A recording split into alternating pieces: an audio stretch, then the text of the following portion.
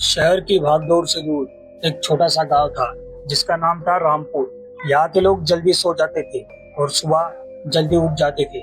रात के समय चारों ओर गहरा सन्नाटा छा जाता था और उस सन्नाटे में कुत्तों के भौंकने की आवाज भी डरावनी लगती थी। इस गांव के अंदर एक पुराना खंडर हो चुका बंगला था जिसके बारे में कई तरीके की कहानियां प्रचलित थी। लोग कहते थे कि उस घर में एक आत्मा रहती है जो हर अमावस की रात को बाहर निकलती है।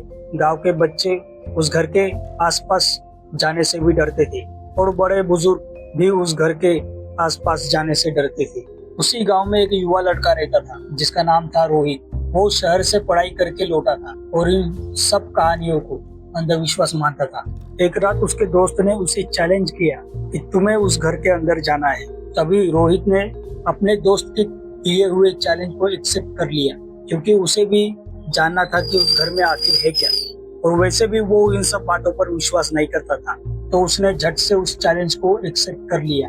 अमावस की काली रात थी, चांद कहीं छुपा हुआ था। रोहित हाथ में टॉर्च लिए उस घर की ओर बढ़ा। जैसे ही उसने उस घर में एंटर किया, एक अजीब सी ठंडी हवा का झोंका आया जिससे उसकी रीढ़ की हड्डी भी सिरन दौड़ गई। टॉर्च की रोशनी में उसने देखा कि धूल और जालों से भरी दीवारें और टूटे हुए फर्नीचर बिखरे पड़े थे। वो आगे बढ़ा और अचानक उसे एक मधुर पर डरावनी आवाज सुनाई दी। वो एक गाना गा रहा था लेकिन उसे शब्द समझ में नहीं आ रहे। रोहित को लगा कि यह सिर्फ उसका वहम है, इसलिए उसने उस आवाज को नजरअंदाज किया और आगे बढ़ता रहा। तभी उसकी टॉर्च की रोशनी एक पुरानी तस्वीर पर पड़ी जिसमें एक बहुत ही खूबसूरत औरत की फोटो थी। अचानक तस्वीर में उस औरत की आंखें रोहित को घूरने लगी और उस औरत की हंसने की आवाज आई।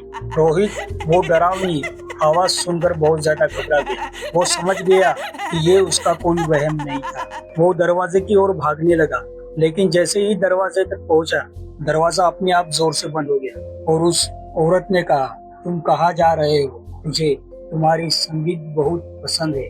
रोहित ने अपनी पूरी ताकत लगाकर उस दरवाजे को खोलने की कोशिश की, लेकिन दरवाजा इतना टाइट हो गया था कि वो खुल नहीं पा रहा था।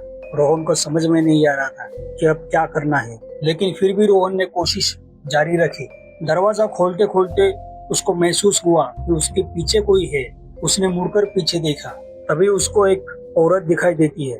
उसकी आंखें लाल गहरे अंगारों की तरह चमक रही थी। रोहित बहुत जोर से चीखा। रात के सन्नाटे में कहीं खो गई। उस औरत का ये भयानक रूप देखकर रोहित बहुत ज्यादा जोर से चीख उठा और वो वहीं पर गिरकर बेहोश हो गया। सुबह होते ही रोहित के दोस्त उस बंगले में आए। उन्होंने दरवाजा खोला और देखा कि नीचे रोहित पड़ा है। जल्दी से रोहित को उठाकर उसके घर पर लाया गया और उसे होश में लाने की कोशिश की, लेकिन वो होश में आता कैसे, क्योंकि वो मारा जा चुका था। रोहन मर गया था और ये सब देखकर उसके दोस्त बहुत ज्यादा डर गए और घर वालों के बीच मातम छा गया। किसी को कुछ समझ में नहीं आ रहा था कि आखिर रोहन के साथ हुआ क्या। तभी रोहित के दोस्त ने उस चैलेंज के बारे में उसके घर वालों को बताया कि किस तरीके से रोहित को चैलेंज किया गया था कि तुम उस घर के अंदर जाओगे, जबकि उस घर के बारे में लोगों के बीच पहले से एक डर का माहौल था। उसके बावजूद भी रोहन ने उस चैलेंज को एक्सेप्ट किया और उसका नतीजा उसको अपनी जान गंवा कर देना पड़ा। हालांकि आज भी उस घर में जाने की कोई हिम्मत नहीं करता।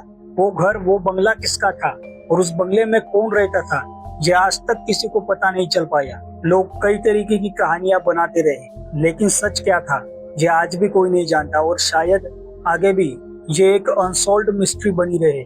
दोस्तों, भारत में इस तरीके की कहानियां बहुत ज्यादा प्रचलित है और भारत के अंदर कुछ ऐसी जगहें भी है जहाँ पर इस तरीके के इंसिडेंट होने की बात करते हैं। लोग कहते हैं कि वहाँ पर ऐसी एंटिटी मौजूद होती है जो इंसानी आंखों से दिखाई नहीं देती, उसको देखा नहीं जा सकता। लेकिन आज के टाइम पे जहाँ साइंस इतनी आगे बढ़ चुकी है, उस जमाने में भी ऐसी घटनाएं होने का दावा किया जाता है। दोस्तों, इसी के साथ मैं इस वीडियो को यहीं पर समाप्त करता हूँ।